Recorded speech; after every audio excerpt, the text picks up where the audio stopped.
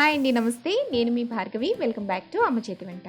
ఈరోజు వీడియోలో Telangana special traditional recipe సర్వపిండిని ఎలా చేసుకోవాలో చూపించబోతున్నాను. పెద్దవాళ్ళు ఏ రెసిపీ చేసినా కూడా ఈజీగా అయిపోయేలా ఉంటాయి, అలాగే అట్ ద సేమ్ టైం హెల్తీగా ఉంటాయి. సో అలాగే ఈ రెసిపీ కూడా హెల్తీ రెసిపీ అండి.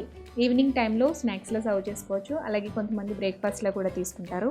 చక్కగా క్రిస్పీగా క్రంచీగా మధ్య మధ్యలో సాఫ్ట్గా చాలా టేస్టీగా ఉంటుందండి. తప్పకుండా ట్రై చేయండి. లేట్ చేయకుండా ఈ సర్వపిండిని ఎలా చేసుకోవాలో చూసేద్దాం.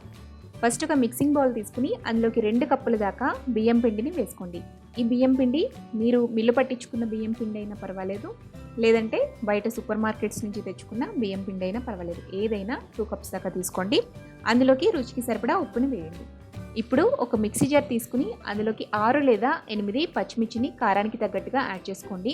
ఇందులోకి 2 టీ స్పూన్ల దాకా జీలకర్ర వేసి కొంచెం కోర్స్గా రఫ్గా బ్లెండ్ చేసుకుని ఆ పేస్ట్ని ఈ రైస్ ఫ్లోర్లోకి యాడ్ చేసుకోండి. నెక్స్ట్ ఇందులోకి 1 టేబుల్ స్పూన్ దాకా అల్లం వెల్లుల్లి పేస్ట్ వేయండి. అలాగే 2 టేబుల్ స్పూన్ల దాకా దోరగా వేయించుకుని పొట్టు తీసుకుని కొంచెం క్రష్ చేసుకున్న పల్లీలను కూడా యాడ్ చేసుకోండి. నెక్స్ట్ 2 టేబుల్ స్పూన్ల దాకా నానబెట్టుకున్న పచ్చిశనగపప్పును కూడా వేసుకోండి. నెక్స్ట్ ఇందులో 1 టేబుల్ స్పూన్ దాకా నువ్వులు, 1/2 టీ స్పూన్ దాకా పసుపు, సన్నగా తరిగి పెట్టుకున్న కరివేపాకు 2 టేబుల్ స్పూన్లు వేసుకోండి.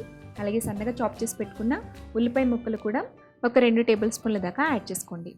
నెక్స్ట్ ఇప్పుడు కొద్దిగా నీళ్లు పోసుకుంటూ పిండిని సెమీ సాఫ్ట్లా కలుపుకోవాలండి. మరీ గట్టిగా కలుపుకోకూడదు, అలాగని లూజ్గా కలుపుకోకూడదు. సో ఇక్కడ చూపిస్తున్న విధంగా ఈ కన్సిస్టెన్సీలో పిండిని కలుపుకుని పెట్టుకోవాలి. ఇక్కడ నేను పచ్చికారాన్ని యూజ్ చేయలేదండి. మీరు కావాలనుకుంటే పచ్చిమిర్చి కారాన్ని తగ్గించుకుని పచ్చికారాన్ని వాడుకోవచ్చు. ఇలా కలుపుకున్న తర్వాత ఇప్పుడు మనం వీటిని సర్వపిండిలాగా ఒత్తుకోవాలండి. అలా సర్వపిండి చేసుకోవడానికి ఇక్కడ చూపిస్తున్న విధంగా రౌండ్గా గుంతులా ఉండే మూకుళ్ళు తీసుకోవాలన్నమాట. 2 మూకుళ్ళు తీసుకోండి. ఒకటి స్టవ్ మీద పెట్టినా ఇంకొకటి ప్రిపేర్డ్గా ఉంటే అది పక్కకు తీసిన తర్వాత ఇది పెట్టుకోవచ్చు అనమాట. సో మూకుడు తీసుకున్న తర్వాత అందులోకి 2 టేబుల్ స్పూన్ల దాకా నూనె వేసుకోండి. ఇందులోకి మనం తయారు చేసి పెట్టుకున్న పిండిలోంచి కొద్దిగా పార్ట్ని తీసి ఇక్కడ చూపిస్తున్న విధంగా ముకిళ్ళలోకి పెట్టి చేత్తో ఈ విధంగా వీలైనంత సన్నగా ఒత్తుకోవాలి. మనం చేత్తో ఒత్తుకున్నాం కాబట్టి లైట్గా మందంగానే ఉంటుందండి. అందుకని ఈ సర్వపిండి వేగడానికి కొంచెం ఆయిల్ ఎక్కువే పడుతుందన్నమాట. ఇలా ఒత్తుకున్న తర్వాత వేలితో మధ్యలో ఇక్కడ చూపిస్తున్నట్టుగా హోల్స్ పెట్టాలండి. అప్పుడే మనకి లోపల వరకు వేగుతుంది. సర్వపిండి పై భాగం కూడా చక్కగా వేగి క్రిస్పీగా తయారవుతుంది. ఇప్పుడు స్టవ్ ఆన్ చేసుకుని ఈ మూకుడిని స్టవ్ మీద పెట్టుకోవాలండి. స్టవ్ మీద పెట్టుకుని మంటని లో ఫ్లేమ్లోనే ఉంచండి. మంట అస్సలు పెంచద్దు. ఇది నిదానంగా లో ఫ్లేమ్లోనే వేగాలి. పైన మూత పెట్టేసి 10 నుండి 12 నిమిషాల పాటు సన్నటి సెగ మీద నిదానంగా వేగనివ్వాలి. మధ్యలో చెక్ చేసుకుంటూ ఉండండి. ఇది వేగేలోపు ఇంకొక ముక్కడి తీసుకుని అందులోకి కూడా సర్వపిండిని సిద్ధం చేసుకుని పెట్టుకోవాలి. సర్వపిండి వేగిందో లేదో తెలియాలి అంటే మీకు మూకుడి నుంచి ఇలా సపరేట్ అయిపోతుంది అనమాట. సో మనకి సర్వపిండి రెడీ అయిపోయినట్లే. మీరు రివర్స్ చేసినా కూడా అడుగు మాడిపోకుండా గోల్డెన్ కలర్లోకి రావాలన్నమాట. సో ఇలా వచ్చింది అంటే సర్వపిండి రెడీ అయిపోయినట్లే. మనం మరీ మందంగా ఒత్తుకుంటే పైన కొంచెం పచ్చిగా ఉంటుందండి.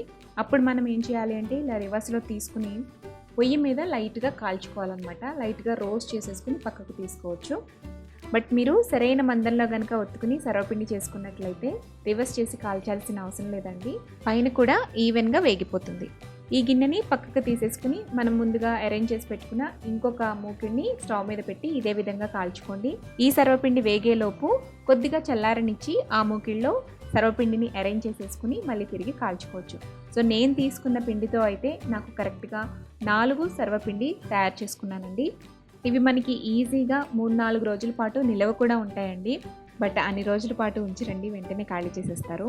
So tasty and healthy Telangana traditional recipe sarvapindi ready అయిపోయింది. స్నాక్స్ టైంలో ఏం చేయాలో తోచినప్పుడు సింపుల్గా అప్పటికప్పుడు పిండి కలిపేసుకుని చక్కగా వీటిని తయారు చేసేసుకోవచ్చు.